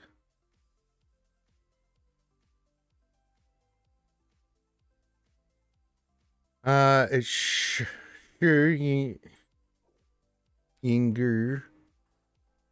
E. Yinger. I think that's how you say it. I'm looking at the pronunciation. You have to look at like in Mandarin, they've got like 9,000 characters, like how you say it. So it's definitely Shi. I would say arguably that's not a real word in English, so Yeah. to translate it is nearly impossible. Oh yeah, but when you translate Chinese words, like it literally translates to like the actual English, but it's in backwards and stuff. So yeah, so Shi. I don't know if that's what the I would be in here because I can't see the accent, if that's an accent over the I or not, and it completely changes it if it's too small. So there you go. Best I can do, man, Admiral General. Happy birthday, my friend. Let's get back to some more questions. What else? Any 3 questions? Just wanted to mention, since Datacron's not dropping what's brought up, I've been farming Sector 1 and have had 3 DCs drop. Yeah, I've actually had some good drops on those to the Datacrons. Yeah, we all hit bad patches of RNG. Like Yeah. I'm currently in that with the attenuators. I think I've rolled speed 3 times in the entire, in like the last 3 months it's come out. And it's not that the drop rates are just necessarily bad. I'm just in a really bad patch of RNG right now. Yeah. Yeah. I think overall I'm 6 for 36 but 2 of those I cheated. 2 out of 3, I had a 5 already on one. You dirty So- cheater. There's nothing wrong with So that. when you look at it, though, that means I'm 4 for 30 something on hitting speed in just an open mod. So it's really bad. Like, your chances are not good. I'd like to count. I think I'm something for like 2 or 3 out of 50 or something. It's been bad. It's really low. And I've done well in a lot of other areas, like my 60, like 6D, 6C, 6B. I've gotten a ton of speed that way. So it'll even out at some point. So I've noticed, because I hoard stuff, I took a bunch from not being E all the way to gold E. I'm pretty sure there's a pity counter, because taking one all the way up in one consecutive thing, I hit speed on that last gold, I would say 3 out of 5 times. So there are I think I hit on the mechanics first one the most. I used to when I first did it. Yes, that was the best one. I've hit a dry patch and drain. I haven't hit anything in like 20, 25 It goes in rolls. cycles, man. Like, Yeah, and that is RNG for you. It's gonna go and it's gonna come. yeah, it goes in cycles for me. Like this last weekend, not this. I rolled a bunch of mods and hit like 1 over 20, and then one hit 19, one hit 18. I'm sitting there going, well, when the Illuminati's not watching my live stream, this works out pretty well. And then the slicing actually I've been doing, like when I'm on the live stream, I've hit literally nothing on speed. It's been pretty bad. But when I slice, I've been hitting speed, and when I'm recalibrating, I've been hitting speed all over the place. So it's like it evens out. I'm not getting any new mods worth of shit, but other than the ones last weekend. But the slicing has been going quite well actually for me. So yeah. Scott Patterson question: is there a general consensus on mod Inquisitors for the Riva mission? Yes, actually. Yep, definitely is. Zero prevails suggested protection, but many others are offense and speed. What do you think is best? I can tell you the one, and I did a video on it on here. Scott, you can go to our channel. There's a video on, just look up RSG Riva mission. This is the Carthage strategy, and it works. We are kicking ass with this strategy. I can tell you the way it works is fastest character you want is Fifth Brother. He needs to be above 330 or higher. Now, all my characters are well modded beyond that, and I just went through and destroyed it. The Fifth Brother, I've got him at speed set with health, and I've got him at 353. Grand Inquisitor's right behind him at like 351, 350, because you want Fifth Brother going first, clearing the buffs, and you want Grand Inquisitor not doing his AoE ability, but you want to get Torture on a Dotchka, I believe. I don't have the exact guy in front of me, but you want to get Torture on, and then the next fastest character I've got is Seven Sisters. She's 346. And then ninth, you just want to have super protection on her, 240 speed, but just make her beefy. And then eighth brother, offense, and I want to say potency, and you want to get him above 290 speed. So he does, he lands his shit and he hits hard. You don't need second sister, and it goes smooth, man. You can go back and watch the video, man, and I show and talk about it. Speed on Grand Inquisitor, speed on Seven Sister, speed on Fifth Brother, and you want the certain turn order, right? You want fifth, then Grand Inquisitor, then seventh going, and then then you're off to the races. And if you kill them in a certain order, you'll get the shards every time. I mean, Ram even screwed up and beat it. So yeah, and I think what they've done on that mission is, as long as you have the relics and you've got the mods on them, you have to have good mods. And Grand Inquisitor, I mean, I'm overclocked, not really, but I just went over the top with it. It's kind of like CG saying, you know what, you had to get the Inquisitors, you got Grand Inquisitor, and you got them to 7, and if you got 60 mods and then they reach a certain threshold, just have Riva. That's really what it is. It feels like, because that mission is not hard. Because once you get through the Jawas, you just face Kenobi and you can put on auto, because it's not hard at all. It's Kenobi and one of the summoned characters, and you just blow through it. It's nowhere near Cam on it. This is more like they did back in the day with like Rolo and IPD and shit like that, and Cam or not. Watt. I mean, it's that kind of, as long as you can meet the threshold of 330 or more in Grand Inquisitor with Fifth Brother above that, with just 1 speed faster or 2, and then Seventh Sister right behind them, then you're good to go. You'll have no problems. And there's some guides out there. I did one. I know Ram did one.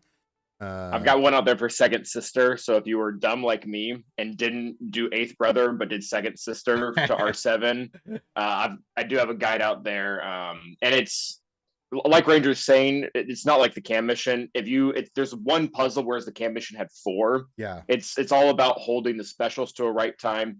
And I do. I like Ranger's turn order, but I do stand by protection on everyone. Like you want to outlive the dots, and the enemy dies by dots. Yeah, you can really screw up on modding in a lot of other places if your protection outdoes your health. Yeah, I didn't have, and I think I went heavy on the stats with them. So, yeah, just look at my modding on SWGOH.gg. There's Scott Peterson, and you can see how I got him modded. And then you can go watch the video that I did. You can go watch the one Calvin did. You can go watch the one Zaris got out if he's got one.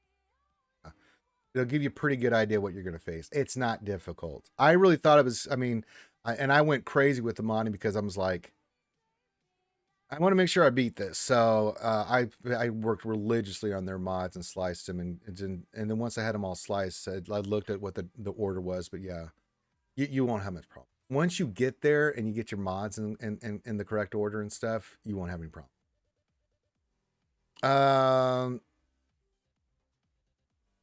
Let's see. LBC, what do you think they are going to add to the Inquisitors next? Everyone I watch is very disappointed so far. Riva's going to be a game changer. Yeah, it's going to be Riva. Riva is stupid. If they add anything beyond Riva, they will be the best team in the game. I mean, Fourth Sister's available to be added if they wanted to from the Kenobi series. But other than that, yeah, when Riva comes in, man, look out. Holy shite. Oh my God. She's going to be a game changer, folks. I mean, her kit is gross. So every time you cleanse, you get hit with Death Mark. Oh my God. So really, the only thing that the Inquisitors have lacked up until today is damage. They have a disgusting amount of control and survivability, but they really just couldn't damage. And Riva has good offense. She has an armor shred, and she has Death Mark. So literally everything is just going to die. Yeah.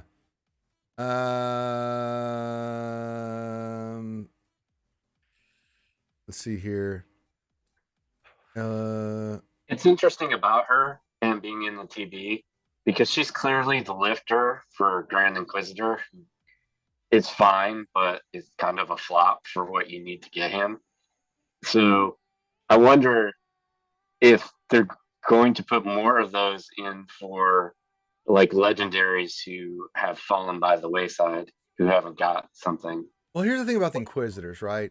They're really, once you get them up and running, they're really a fantastic team, but they're not needed. And by what I mean by, like, you can destroy gas with Inquisitors. Easy.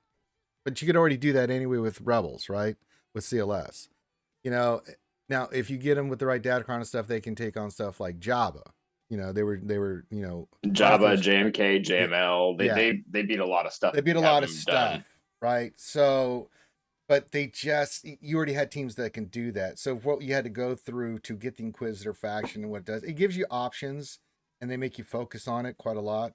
But yeah, Third Sister is going to be a game changer for them. When she comes into this game and you start seeing her, it's going to be gross. Her kit is absolutely disgusting.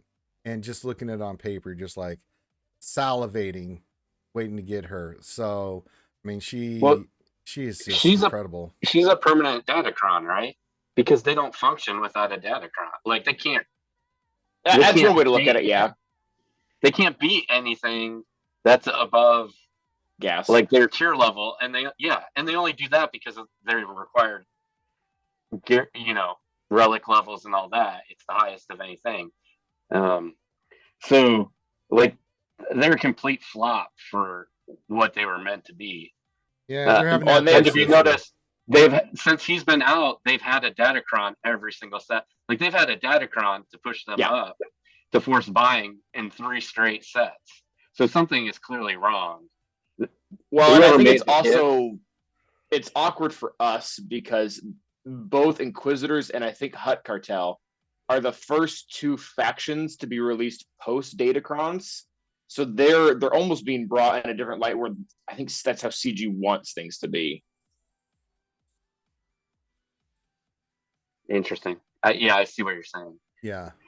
But then why make Datacrons now so hard to like they force Datacrons though now to be an all or nothing, right?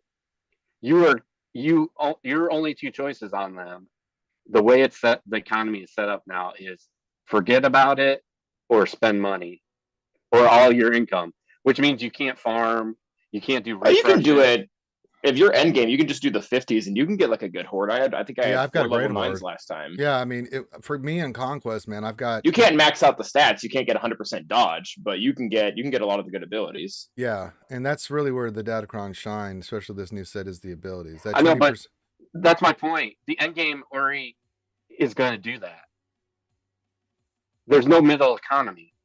I mean, you can stay in the bottom of Kyber 1. It's not like I'm fine with it. Yeah, I am too. I'm in bottom of Kyber 1. I'm not trying to be that competitive, but I mean, just through doing Conquest, I've gotten a ton. One, getting the pack. I always get the 9.99 pack, so there's a lot of extra Datacron material in. So I think that 9.99 pack has even gotten better than it was before. Plus the nodes, you farm the feats in those. So you just sit there like I did Sector 4. I'm like, well, I got to do all these battles. I'm just going to sit there in the node for there and get all those level 6 to 9 mats for Datacrons. And I started off in Sector 1. I would do the feats and that's how I got all those extra Datacrons. I just sat there and just got the cash and the Datacrons from there.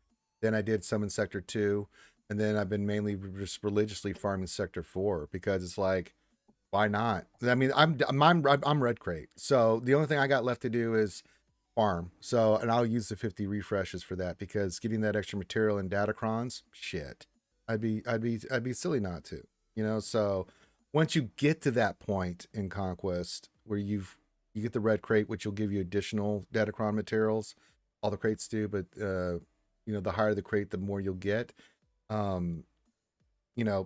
Use tip here, kids. Here's a tip for Conquest. If you have feats to do in that sector, do them on the Datacron node, like the ones that you have to do the fights over and over again.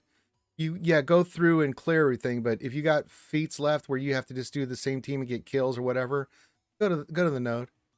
Just farm that, please. You get a lot of shit out of there, and it will make a difference on how you can roll your Datacron, especially trying to get to the level 6 ability. I can't stress it. It's super maze balls. But yeah, I mean, you may not be there yet, DPK, but as you build up your team, because you're working on your stuff, right? As soon as you get there and you can start really focusing where, like, get Red Crate, then for the next 3 days, I'm like, time to farm some Datacron material. I think the time sink is honestly a little bit harder than dumping the 50s into it. Yeah. That's the thing, because you have to sit there and just do the same battle over and over. It's boring. But if you can do it while you're never done with Conquest, like you have to play the full 2 weeks. Yeah, it's and that's why they did the Datacron shit. And it is. Hate Datacron. But yeah, LBC. What Inquisitor do you not farm because of Grand Inquisitor and Riva? Oh, you have to farm all of them. You don't have a choice in there, LBC. So you have to farm the 5 Inquisitors to Relic 5 to get Grand Inquisitor. Yeah. Then you have to unlock Grand Inquisitor. The only real choice you have is which one do you take. There's one 7. That you leave out from R5 to R7. That's really the only choice they give you. Yep. Yeah, which is funny because that's the ship one for most people. Like, it's an interesting way they set that up. Yeah, and there's pros and cons to both sides. I think 8th is technically the better character, but I have yet to really see anything super convincing that 8th is able to do that 2nd can't do. Like, 2nds can still beat the mission, and I think 8th has like a 10% better win rate against Jabba, which I guess that is significant. But other than that, like all the other counters, it's like 1% to 2% margins. Yeah, I mean, and if you leave 2nd sister like I did at Relic 5, her ship still kicks ass. I still just had 3 holes with. Yeah, it's not a bad ship. Yeah. And guys, quit running Thrawn with the Empire. Run Executrix. What are you guys doing? Please. That it just makes it. You make the malevolence counter so much easier with Thrawn than if you do with Executrix. I'm just Yeah, telling but you. you're gonna have Thrawn at Relic at some point. Yeah, but I'm telling you, you're gonna also have to have. Oh, you should have Tarkin Well, Relic too. Tarkin's You got should to have be Relic Tarkin by 7 that too. point. Yeah, and he is a much I better. know. I that feel that turn people meter. skip Oh, that ship in general now, though. Yeah, they do.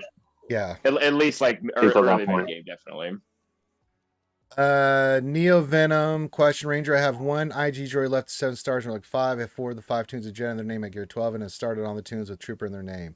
Have I lost my mind? You lost your mind a long time ago. If you guys don't know, Neo Venom has all these accounts. He has his main, but he's got a couple alts where he just picks like if somebody has Jedi in their name, he'll take them all and just have the team. If they're all the Hans, he reliced and put as a team. All That's the kind of fun. Yeah, that's what he does. But now he's gone into like the droid, like he just said that. I'm like, yeah, you're crazy, dude. But you know what? It's a good crazy. Enjoy yourself.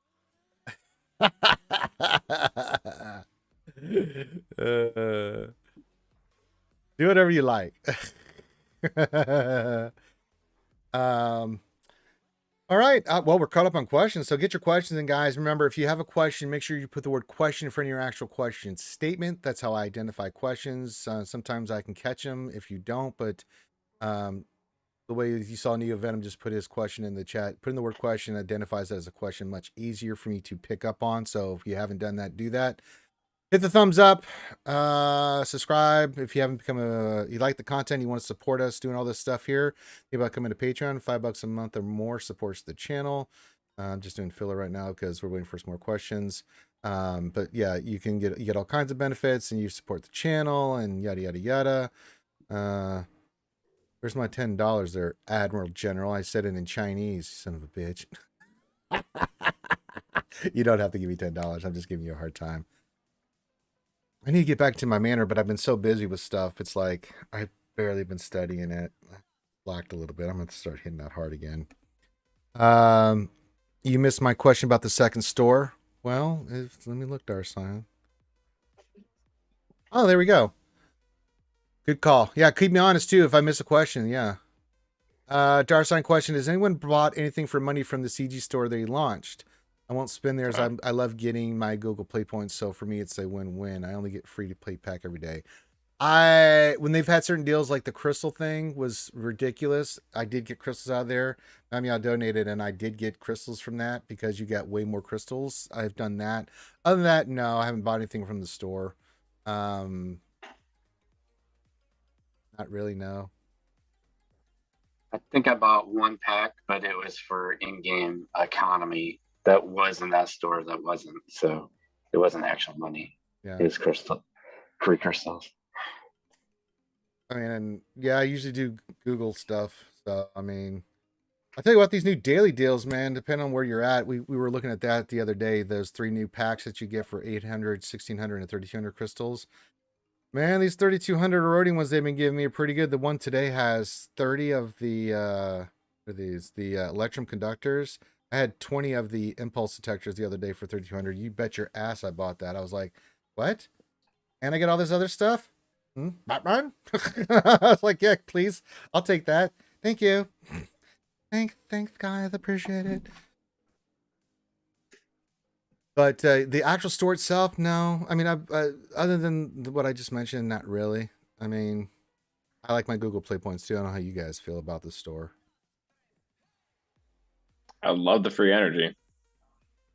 Yeah, get your daily from there. Free. Yeah, It's great. Yeah, and then I got sauna shards from. They were giving some of those shards away. I was like, yeah, get your free daily from the store. And they fix it so that you stay logged in. I love that. Yeah. Thank God. It was so annoying having to go in every day, type in my code, do all this shit. I'm like, come on, man. Cody, my man, says question: are Ewoks good for anything I have to take Popolo and low graded for Relic 5 and 6 respectively? No, the Ewoks are a really good team. It's just a huge investment. Yeah. Huge Omicron. investment. Omicron? Not even the Omicron, That's just the just- gear and everything. I- Oh my God. Well, and Yes, if you you really put it want on to there. use them, you have to get Poplu to like 300 speed before his bonus, and then the Omicron, and then a bunch of relics, and then they'll start killing stuff. But it's a steep investment for what you get to kill. Mm-hmm. I mean, prepare yourself. I think GLA is the next GL, and I think Ewoks are going to be needed. So, Yeah, which likely. makes sense because Was it Logray and who else? There's a few Wicket. Ewoks. Yeah, Wicket. Wicked's the big one. That Yeah. you got to use in the new TB. So yeah, I just didn't get hit with those. I've got to do Hoth Rebel Soldier, which is absolutely trash, and then Bo-Katan I don't mind taking up. She's not a bad one that I have to do, but yeah, I bit the bullet on Hoth Rebel Soldier. He's such trash. Relicate that I'm not gonna ever use. Horrible. He's so bad, man. Like they need to rethink that kit, dude. It's not even. It's so bad, dude. Oh, he's useless. Yeah, he's absolutely useless. He's a rebel fighter, right? Yeah, Well, yeah, there's that. There's that. but you ain't putting him on no damn team because he ain't doing sucks. The engineer choose this question: can M troopers Just put 200 speed on him. I'm sure he'll do taunt once and die. see question: can Imperial troopers beat Radis team with Jin and K2S? No. Especially if they have the Omicron. Yeah, he shuts that team. It's not even the Omicron. It's just the leadership. Yeah. You If you can't got the get Omicron, him it's even dazed every worse. time The they move. taunts Yeah. either.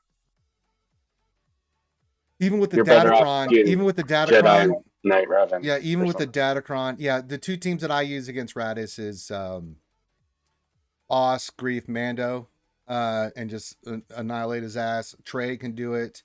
Bad Batch does it pretty well. Bad Batch can Yeah. do it, you know, but yeah, In Bad Batch, it's Hunter, Echo, and Tech. You Yeah. want. you have to go full Yep. offense on that. But yeah, Imperial Troopers. Now, Imperial Troopers have shine in other places, especially with this new Datacron, but it ain't against Radis. I can tell you that. No, much. he's. I mean that's quote unquote hard counter right there. So yeah. Yeah, Imperial Troopers, nice little buff with this Datacron, but and they'll destroy a lot of things now. But like you can take out, what are some of the teams you can take out with him? Like it's pretty gross. We're having fun with those. That And team. threes, I'm not sure how much changes because their turn meter train isn't as complete. Like I still have been using them to beat CLS Chupio. Yeah, like that's the easy using one now, yeah. Veers Dark and Piet. You can use Iden too if you ever geared up, but they'll beat the mall teams pretty easily. There's a handful of things they'll beat. Yeah, they just go in there and wreck, man. So a 20% turn me to right to Dark Trooper, gross. Because he's going to be the low. You just, and then he flips it back and then you're on your way. And barring shitty RNG, you're going to destroy shit. And we've been Kassan chopping like madmen. I'm 2-0 so far. How's everybody doing GC? I mean, threes has really changed a lot for this round. I'm 2-0 so far. How's everybody else doing? Calvin, 1-0. Probably. we'll go with Calvin. sorry. Oh, sorry, so we don't step all over each other. Calvin, how's threes going so far? I'm probably going 0-2 right now. I did really well these last two seasons, so I've gotten really high up, and now I'm getting this last match was against the standard 11 million with Jabba and everything. Mm-hmm. So we've been doing well, but it's just like a lot of the counters where I'm like, okay, if I could close the relic disparity just a little, this would probably work, but I can't. And then the one or two crucial matches that I have to, or the one or two crucial battles that I have to win, that I lose, and then I just downhill. But we're definitely learning. We're definitely having fun, and I feel like Datacrons finally are kind of serving their purpose in the sense that we really do feel a shift in the meta from when set 4 disappeared and set 6 appearing. So that's been kind of cool to figure out. I'm so happy that Vadercron. Oh yeah, that's also a big plus Oh my too. god, It's weird fighting a Lord Vader team and not seeing a single dodge. It is so weird. Yeah. But now everybody's putting the protection on him, which I'm like, that's fine because That's fine. Like that changes things. Like Fennec Yeah. struggles, but it's not just an unbeatable team. Yeah. So, creaminess. DPK house. Oh, you hate threes. Never mind. Well, last round I lost. I haven't attacked yet. But I hate threes, but arguably I'm strong in it.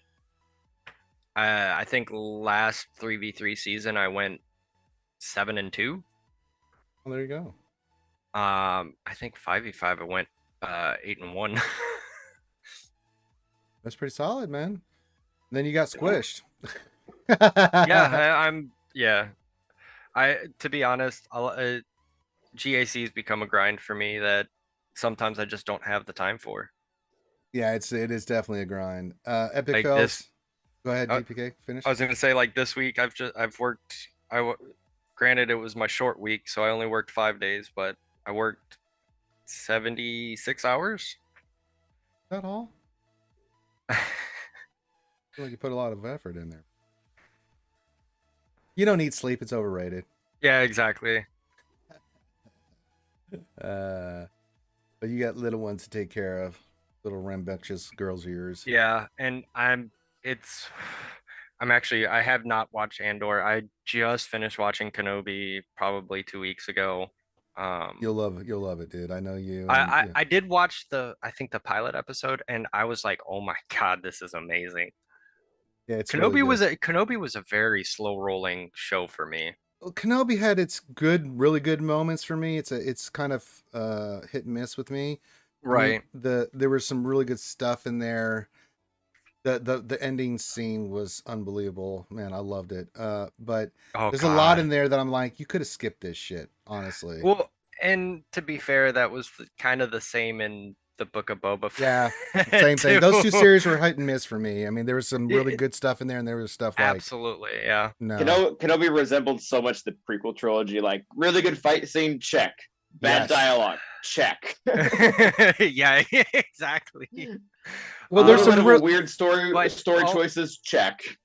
like Hugh McGregor Yeah. brought it, man. Every time he Oh, was in a Yeah, it was scene, good. It was good to have him again. you know, everything he was Absolutely in was was. just incredible, right? But And other than that, it was like, I I thought wanna the people that did Uncle Owen and Aunt Beru, I mean, they're just Oh, they good were phenomenal too. yeah, they were both really and good. can we just say that the shining star in Kenobi was the casting for mini Princess Leia? Oh my yeah, she was God. great. Yeah. She nailed it. She absolutely nailed it. Like Carrie Fisher's up in heaven right now, just smiling down. You've done me well.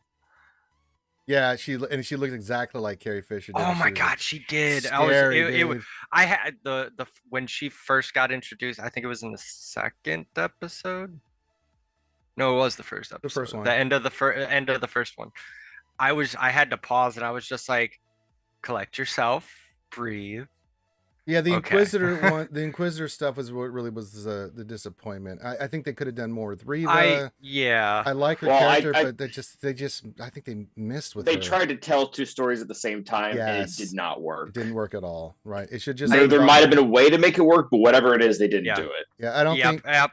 Yeah, I mean, yeah, that was the part that didn't work for me. Epic fails, 3v3, and any other thoughts, brother? How's 3v3 going? So awesome because there's no Vadercron or any of Yeah, the dodge stuff. that's a plus. So an interesting thing happened in both these first two. I'm kind of playing my second one right now, but they both attacked my Malgus team. The first one failed twice. Tried my Ray team, failed, didn't fight again. This guy killed Revan and Basta, but couldn't kill my Malik. So he's stopped for now. I assume he's going to come back with like 45 minutes left. But I have not gotten a hold on that team until now, since I unlocked him. Because whatever the other crons were, there was, even though I had the Malgus cron, even at first, I guess everybody sent GLs against them.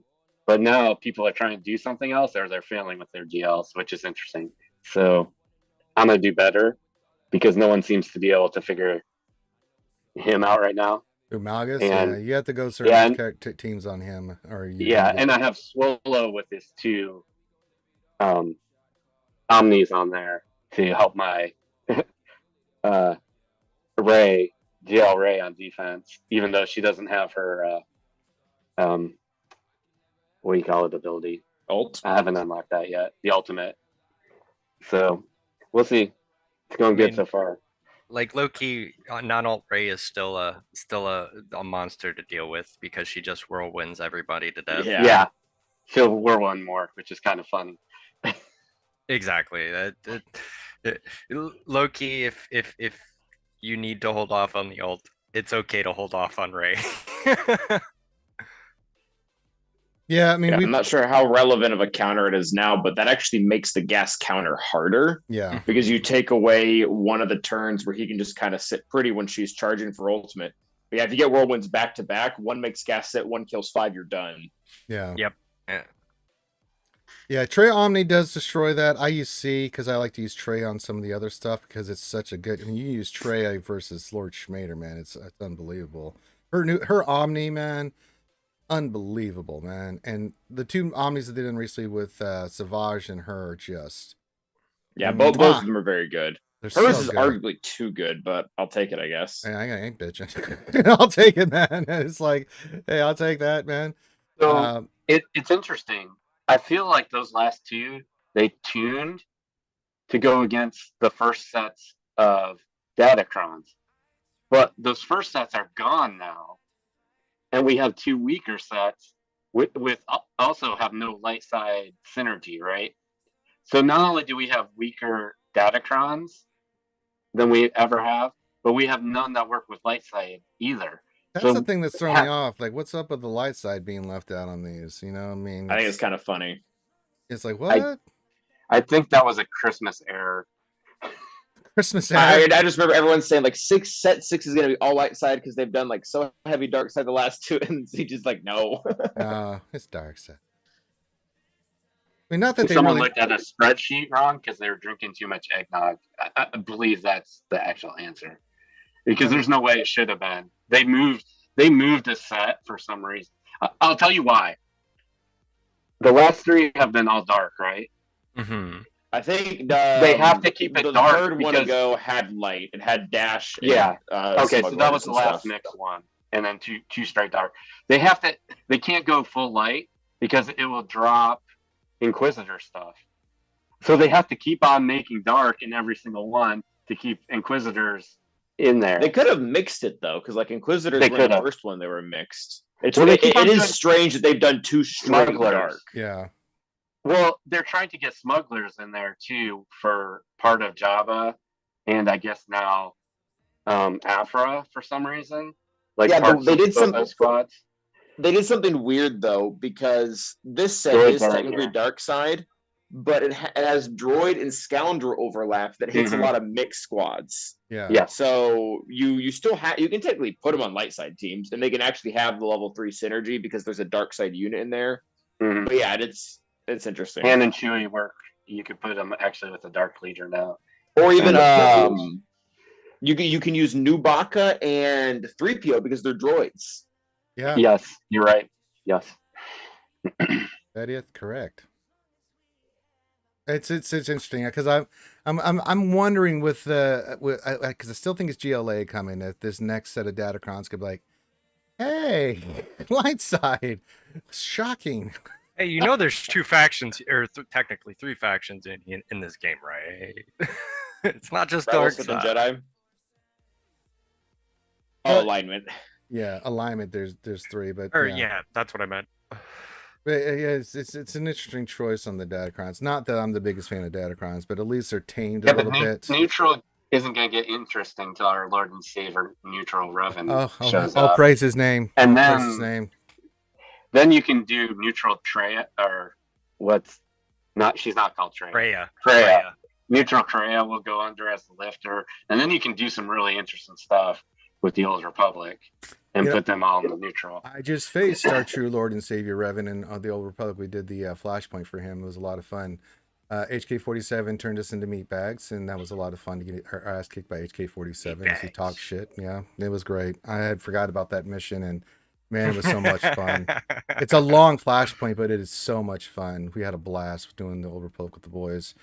And so, yeah, because usually we would just power through it, but no, there's actually mechanics to this. We have to actually do this. But just talking to Revan and, getting that lore and stuff, because I did that lore video on him, and a lot of that comes from there. Like, what happened to Revan after Knights of the Old Republic? Well, let me tell you. You mean you didn't read the book again? What's that? You didn't read the book again? I didn't need to. I mean, I remember, I know Revan's story completely. The only thing I did on my research was like, any little bits I'm forgetting because it'd been a minute, but once I went to Wikipedia and started looking, like, oh yeah, that's right, I forgot about that, right? So From that book, I think I only got about 3 or 4 chapters in. I've read all the books and they're all fantastic. So yeah, I do love me some Revan. All right, get your questions in, guys. Stop a little bit early. That's okay, but we'll go for a little bit while longer and get some questions. If we don't get any questions, we'll start wrapping up a little bit early so everybody can get their day going. And I'm gonna go. I got to finish my research on my next lore video, so I got to get that done today. I'm gonna be sitting here reading and writing my notes and stuff for the next topic. If you haven't seen the lore video, it's on YouTube. You can I'm not going to upload it as a podcast because we do it as a podcast, but you can see if you want to. We've done Revan, the Force, and what was the other one we did? Lightsaber forms. So we've done those, and so yeah, I'm hoping this year will be a big year for the lore series because you guys seem to be enjoying it. So we'll do that. We're going to continue doing the Old Republic with the boys. If you guys don't know, I'm also the co-host with Heinzie. That's why. This is a heads up. Next Saturday, we will not be starting it at 9. We're going to be starting at 10 my time because I need a little bit more sleep. I'm not getting up early after doing Heinzie stream anymore because that's rough. It's rough. Yeah, time zones suck, right? Well, yeah, because I have to get up at 8 to, by the time I get to bed, it's about 1 a.m. After doing the Heinzie stream and stuff. Mhm. Then, it takes me forever to go to sleep because I have insomnia. And if I do sleep, then I have to get up at like 8 at the latest to get everything set up and get the show started and get it all set up for the stream. And so I'm like, no, I'm going to push it back an hour. And I don't think anybody will really affect anybody. He'll affect Heinzie coming on, but he's a Muppet and he's in Australia. Disney needs to stop dicking around to make a KOTOR movie. Bring Revan to the screen. Well, maybe one day, George Fletcher. I don't know if I want that. Only if Keanu Reeves plays Revan. That's all I care about. Well, I just there was a lot of really well beloved stuff and what was supposed to happen post original trilogy, and they did not handle it well. I do not want them to screw up KOTOR. Well, if they have what's his name that just did the Andor series, the writer and director on that, what's his name? Tony Gilroy. Yes, if he does it, then yes, because I know he'll treat the material right. Yeah, there's a way to do it right, but I'm very hesitant on that. I don't know. Yeah. Yes, Revan's Hallie, gonna be played by Michael Cera or whatever. I don't. Yeah. I think if you do it, Revan, it's past Revan because his story is told.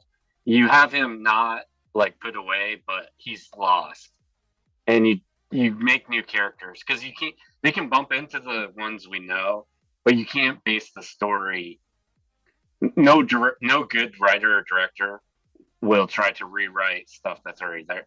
There has to be a new point to start the project. It's probably why Bane and the Thrawn books are the 2 best written ones out of any of the book series, and they're ready to be made into 3 movies each, right?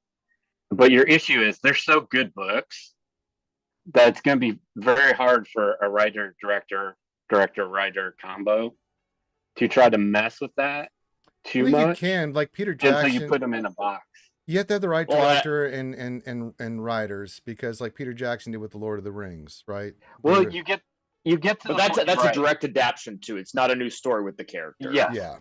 So you have to have someone who wants to do that because the other side of it is his Hobbit, right? He didn't have enough material. He wasn't really into it. He wanted to do it in 1 movie. That was a disaster, and it got moved to 3. I know, but I'm telling you, there were a lot of poor decisions made at the corporate level or whatever. Yeah, yes. that was that. I mean, but if you look, who's the top of Disney still? I mean, you have to deal with her. Yeah, I mean, I don't want to say her name because 3 times I'll say it here. Oh, Kathleen Kennedy, she's out. So, you say that, but she never dies. Her contract is still for 3 years or something, so she's not out. Somehow, Kathleen Kennedy has returned. Yeah. And in fact, she is best friends with Bob Iger. So as long as Iger's there, she's in. And she has more power. Not from what I heard and saw. That's the president of Disney, right? Yeah. Yes. Or the CEO. Yeah, or they whatever. just said no. This is our last The year. other Bob was going to kick her out. He wasn't going to renew her contract. New Bob is going to keep her. In fact, I think they're reworking her contract. Well, Kathleen Kennedy, in all fairness, is an incredible producer, and she's produced some crazy good stuff. But the problem is, it's just Star Wars has been hit and miss. There's been some absolute epic stuff that's come in her watch, and there's been some stuff that's like, what?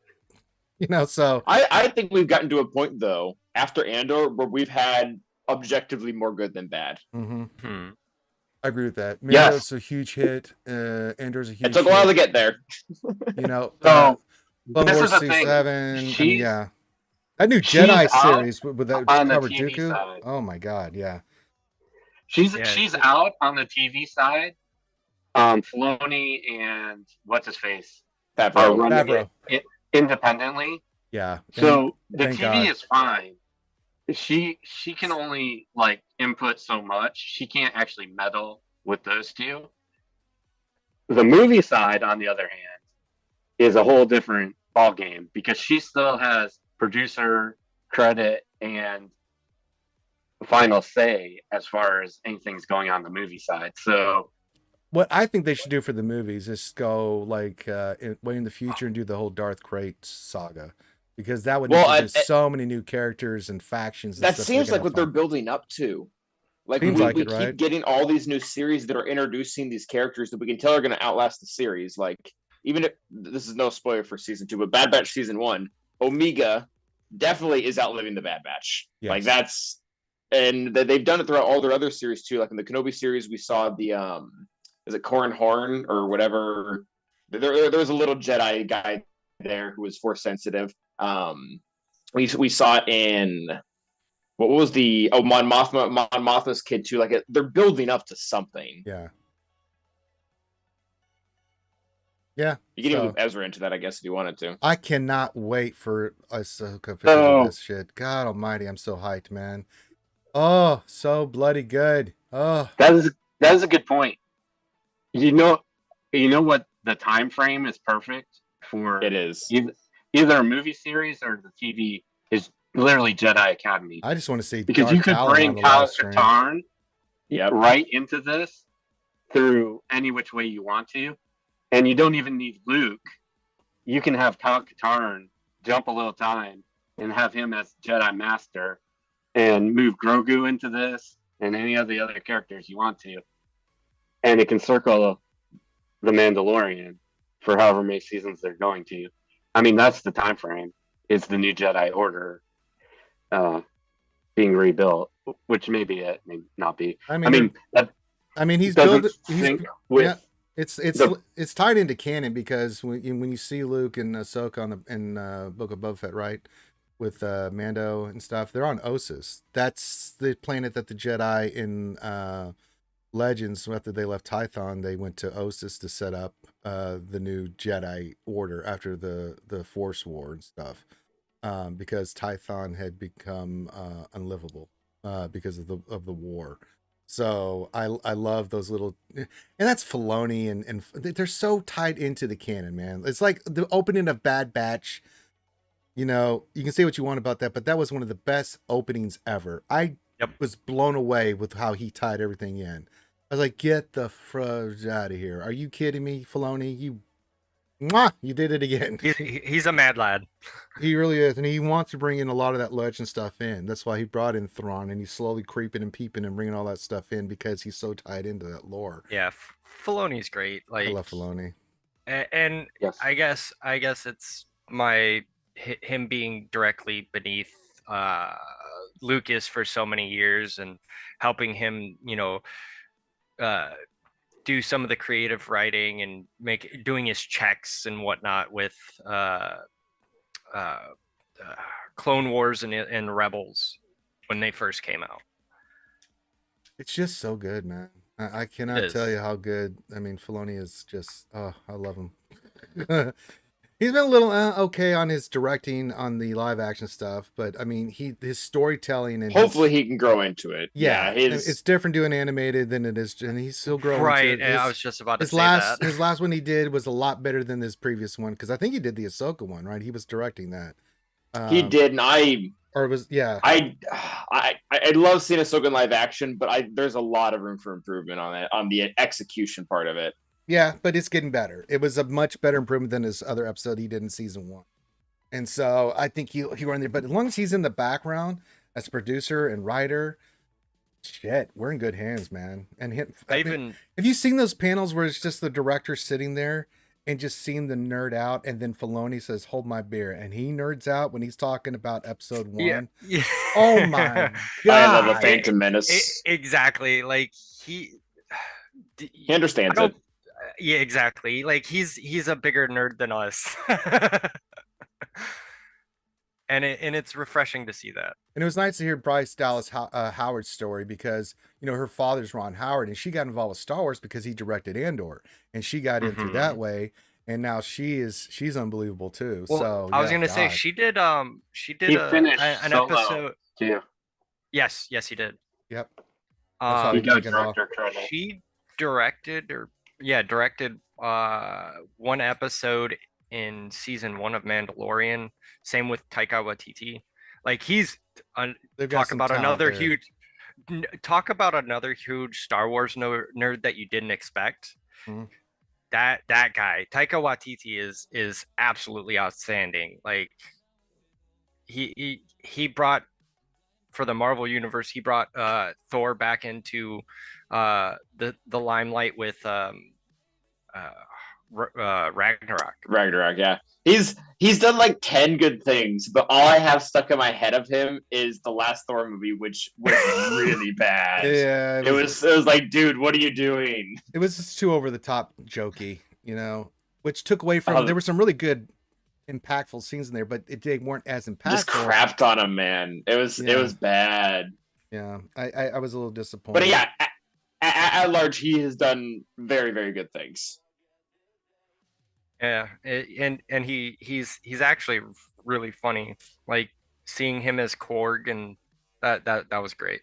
About this ship, you guys want to get it right? Mm-hmm. It's so good. All right, final call for questions. We're gonna start wrapping it up. I'm gonna let these awesome folks pimp their stuff, and then we're gonna get out of here. You got about another minute or two to get your questions in. We're just kind of bullshitting, but if you've not seen that panel, you can get on YouTube. Filoni just talk episode 1 day, Phantom Menace Dave Filoni, and just watch him talk about that. The whole overall story. I'll say this about the prequels: the story was great. Mm-hmm. The execution on episode 1 and 2, especially 2. Especially 2. I feel like being first, they got a lot of the bad rap, but like if you compare the acting and the plot and the scenes and everything from 1 and 2, Phantom Menace is better quality than Attack of the Clones. Yeah, I put Phantom Menace above Attack of the Clones. Is one of my least favorite Star Wars movies. Mm-hmm. It just is. I can't watch it. I like it by default, but I understand the criticism. Yeah. Now I love episode 3. Episode 3 is one of my favorite ones. I adore episode 3. Absolutely. I mean, Rogue One and Empire are 1A. They go back and forth. Which one's my favorite? I always kind of lean toward Rogue One, but Empire to me is still a masterpiece. And then right behind that is episode 3 for me. I absolutely love episode 3. So quotable. Hello there. Yeah. Another happy landing. It's so good. Kenobi and that shines. That movie's all about Kenobi, man. That shit is so good. Ewan McGregor was at his pinnacle, man. That's the problem with the prequels, though, right? It should have been Obi-Wan's story as much as anybody else. Qui-Gon messed up the beginning of it, because what the second movie should have been is what the cartoon was, because you need the relationship if you're going to start that young between Obi-Wan. That should have been in episode 1. I agree. And that's the mess up of how he. Anakin should have been older, and so same age as Padme, and that relationship should have started in episode 1 and build into episode 2. But it messes up the lore, because then he would never been accepted as a Jedi. Well, he would have to been trained. You could have written. There's always exceptions to the rules to the Jedi Order. They make exceptions. Like, for instance, not supposed to have relationships, but Cam has a relationship. He has wives because of the way his species works. They make exceptions all the time, right? Qui-Gon's first apprentice, I think what's his name, Ram? Yeah, I'm trying to remember his name. He sleeps around. Like he won't build bonds per se, but I think he has like a prostitute or a mare leader that he sleeps with. All Jedis are getting down somewhere. I think it's Raul. Yeah. Raul is his name. He became a Dark Jedi, and then yeah. And sorry, no, it was Dooku's first apprentice before Qui-Gon. Yeah. Mhm. All right. I'm not seeing any more questions, so we're going to let these guys at pimp, and we're going to get on out of here. Appreciate you guys joining us on Jedi Academy. We'll start with Calvin. Awesome. Where can folks check you out, my friend? Pimp your channel. Yep, you can find me on YouTube, Calvin Space Awesome. Like I said, we've currently got the Riva Unlocked video going right now. There's some other stuff. I just re-ranked all the GAC Omicrons. That's on there as well. You can also catch me and Tilo on the Mad Awesome podcast on both Spotify and iTunes, or the Mad Awesome Show. And then I also stream my GACs live every Sunday, Friday, and Wednesday at 6 p.m. Eastern Standard Time. There you go. DPK, where can folks check you out at, Mr. Hardworker? You can find me on YouTube. I haven't streamed on Twitch in a while, but I still upload a couple videos. Most of them are don't have much audio, but they're fight guides for like TW and GACs. All right. And then Epic Fails. Well, I haven't been active lately, but I'm getting my setup by the end of the month, and I hope so. I actually got 2 Rose Tico videos that are waiting for editing, and so those will be fun once they get up there. All right. And then I think that's it. And of course, you're watching this on RSG. So make sure you hit the thumbs up, subscribe, all this stuff. Think about coming to Patreon. And think of anything else. And we'll be back. We might do some overplug with the boys tomorrow. I don't know yet. So let me see how everything works out. We got to get the lore series recorded. That's my priority. And that'll be out next week. Remember, with Patreon, you get early access to it and you get input on it. So that's another great benefit of becoming a Patreon. So with that, I think we can wrap this up. So thank you for joining us on Jedi Academy. Hope you guys have a great rest of your day. Be safe. We love you guys. And we'll see you when we see you.